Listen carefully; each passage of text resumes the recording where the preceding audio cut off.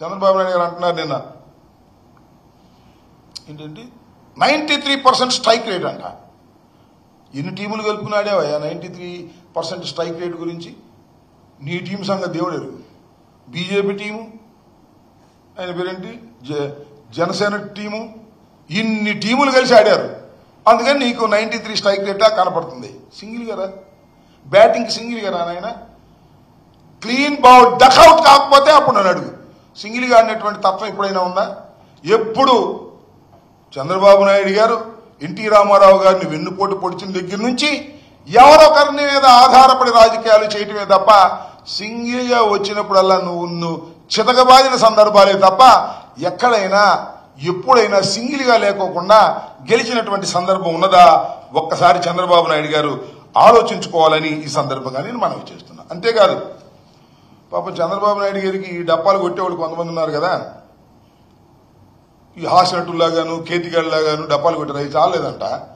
ఇంక నిజంగా పొగిడేవాళ్ళు ఎవరు లేక ఆర్టిఫిషియల్ ఇంటెలిజెన్సీతో చనిపోయిన స్వర్గీయుడైనటువంటి ఈ పార్టీని, అంటే తెలుగుదేశం పార్టీని స్థాపించినటువంటి ఎన్టీ రామారావు గారి చేత ఆర్టిఫిషియల్ ఇంటెలిజెన్సీతో మాట్లాడించేటటువంటి ఒక కార్యక్రమం చేశారు. అది మీరు అందరూ చూసే ఉంటారు. ఎన్టీ రామారావు గారు చెప్తున్నాడు, చంద్రబాబు చాలా గొప్పవాడు, హైదరాబాద్ నిర్మించినటువంటి వ్యక్తి అని డప్పా కొట్టే కార్యక్రమం. అంతేకాదంట, P4తో పేదరికాన్ని రూపుమాపడానికి ఉద్భవించినటువంటి వ్యక్తి మా అల్లుడు చంద్రబాబు నాయుడు అని చెప్తున్నాడు. ఆర్టిఫిషియల్ ఇంటెలిజెన్సీతో చెప్తున్నాడు. అసలు ఆయన ఏమన్నాడయ్యా? నారా చంద్రబాబు నాయుడు గారు, మా గుర్తు మీ గుర్తు, కాకపోతే కొత్తగా వచ్చిన చిన్న కుర్రోళ్ళకి గుర్తు లేదు. ఎన్టీ రామారావు గారిని నువ్వు వెన్నుపోటు పొడిచిన తర్వాత, ఆయన అధికారం కోల్పోయిన తర్వాత కొంతకాలం బ్రతికే ఉన్నాడు. అప్పుడు ఏం మాట్లాడాడో ఇప్పుడు సోషల్ మీడియాలో వైరల్ అవుతుంది. నువ్వు ఎప్పుడైతే ఆర్టిఫిషియల్ ఇంటెలిజెన్సీతో ఎన్టీ రామారావు గారి చేత మాట్లాడించినట్టుగా నాటకం ఆడావో, మోసం చేయడానికి ప్రయత్నం చేశావో, మరి సోషల్ మీడియా పవర్ఫుల్గా ఉంది కదా, అప్పుడు ఎన్టీ రామారావు గారు మాట్లాడిన మాటలన్నీ కూడా ఇప్పుడు వైరల్ చేస్తున్నారు. జమాతా దశమగ్రహ అనే దానిలో అప్పుడు ఏం మాట్లాడాడో మీరు ఇప్పుడు లేదు, అవైలబుల్గా నా దగ్గర తయారు కాలేదు. మీరు ఒకసారి చూస్తే సోషల్ మీడియాలో వీడియోలో యూట్యూబ్లో వస్తుంది.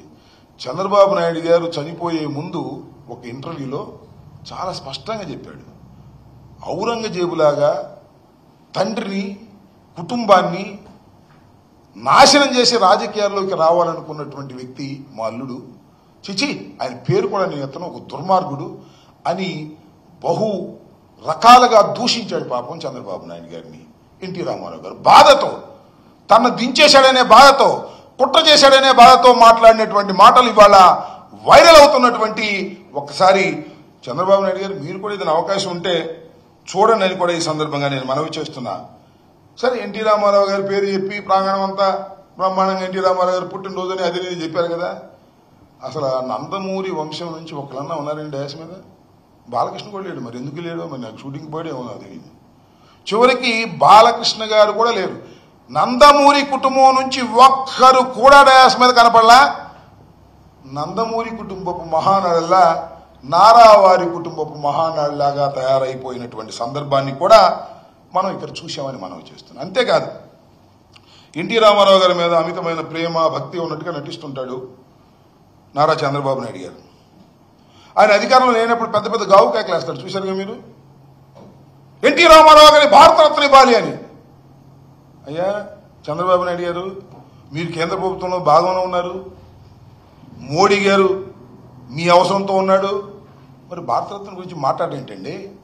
ఆయన చేత ఆర్టిఫిషియల్ ఇంటెలిజెన్సీతో మిమ్మల్ని పోడించుకోవడమే తప్ప పాపం చనిపోయిన ఆయన, ప్రాణం లేని ఆయన, పైలోకాల్లో ఉన్నాయన ఆయన చేత పోడించుకోవడమే తప్ప భారతరత్న ఇవ్వాలి అనేది మీ డిమాండే కనిపించదే. ఇప్పించే శక్తి మీకుందే, ఎందుకు ఇవ్వలేకపోతున్నారు? ఇంతకన్నా మోసం ఏమైనా ఉంటుందా అనేది ఒక్కసారి నారా చంద్రబాబు నాయుడు గారు ఆలోచించుకోవాలి. ప్రజలు అసలు ఏమనుకుంటున్నారో కూడా మీరు ఆలోచించుకోవాలని ఈ సందర్భంగానే మనవి చేస్తున్నా.